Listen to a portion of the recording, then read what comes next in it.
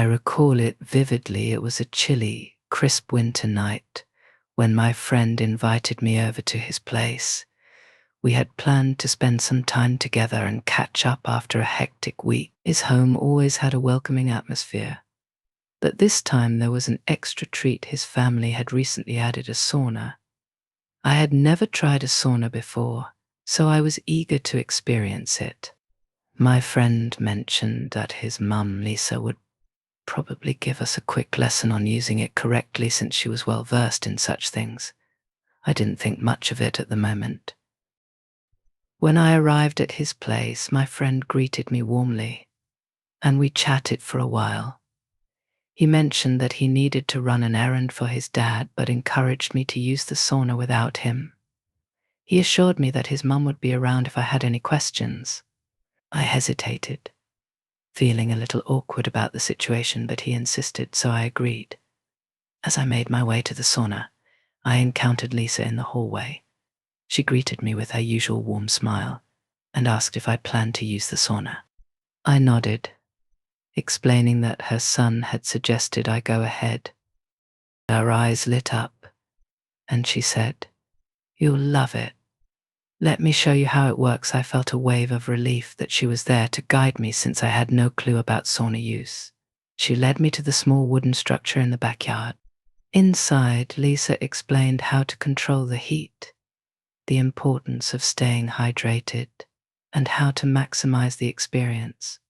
Her voice was gentle, soothing, almost captivating as she spoke.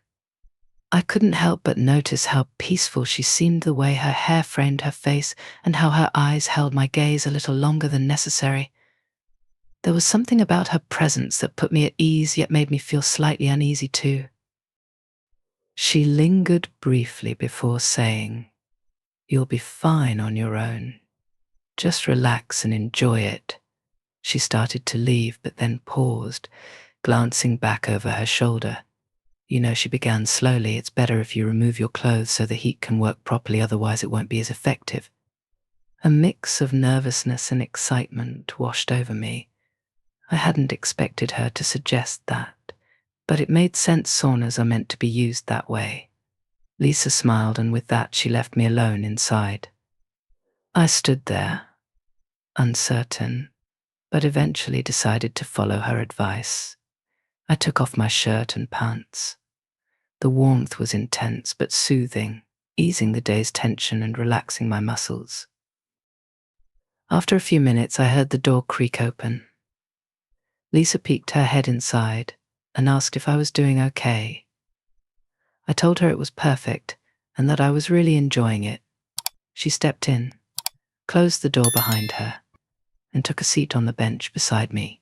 "Mind if I join you for a bit?" she asked casually, but there was a playful glimmer in her eyes that made my heart race. I nodded, trying to remain composed, but inside I felt a surge of adrenaline. She sat close, maybe a little too close, but I didn't mind. The heat made everything feel dreamlike, as if we were in a private world of our own. We talked for a while about life, the pressures of work and school, and other casual topics. The conversation flowed naturally, but there was an underlying tension, an unspoken attraction simmering just below the surface.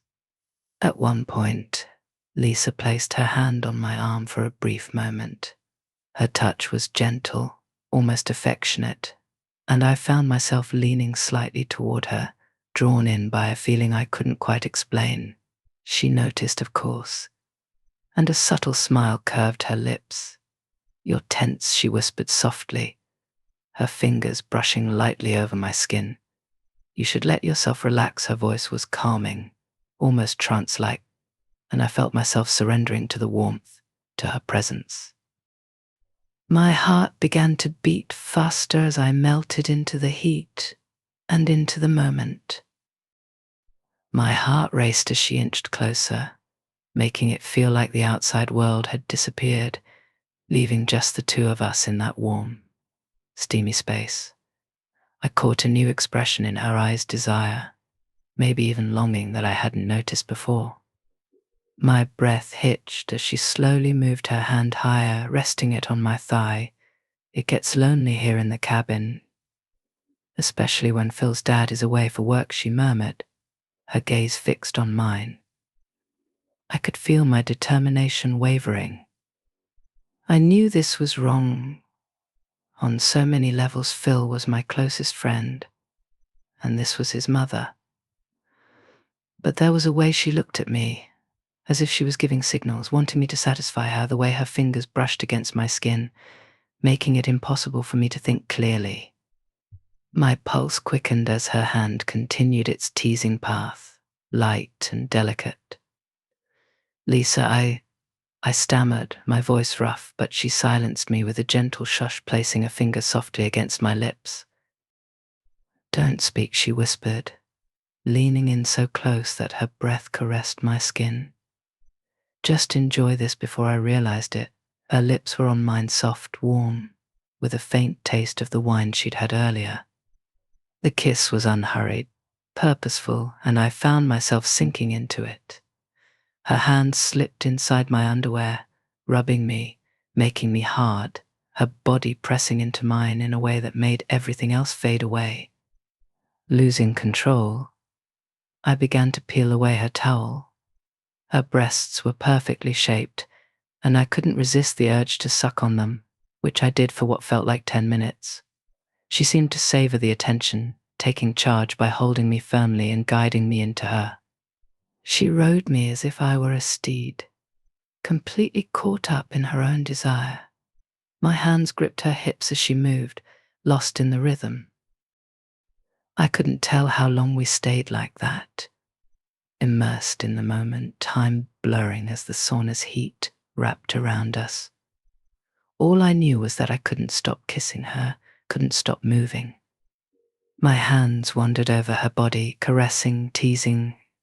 Every touch and each sound she made sent waves of pleasure through me that I hadn't expected.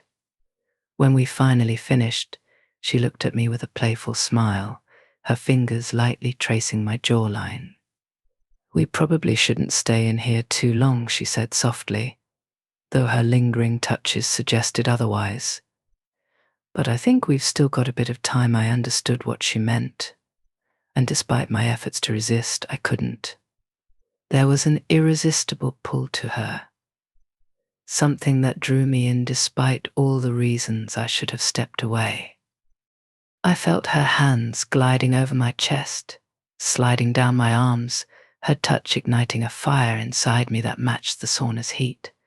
There was no turning back now, no stopping what was happening as we surrendered to the moment, losing ourselves in each other. The world beyond faded completely, leaving only the sensation of her body fitting against mine, the movement of her lips with mine, and the strange rightness of it all, despite its unexpectedness. For the next few minutes, we sat enveloped in heat and desire, our bodies intertwined, with no sense of boundaries.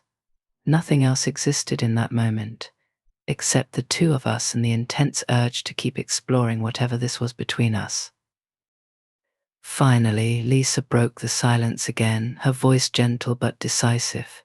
We should leave before Phil comes looking for us. Her words brought reality crashing back down on me. Phil, my best friend, what was I doing? But as she stood, adjusting her towel and giving me one last lingering glance, I knew this wasn't over. There was something between us now, something that neither of us could easily ignore.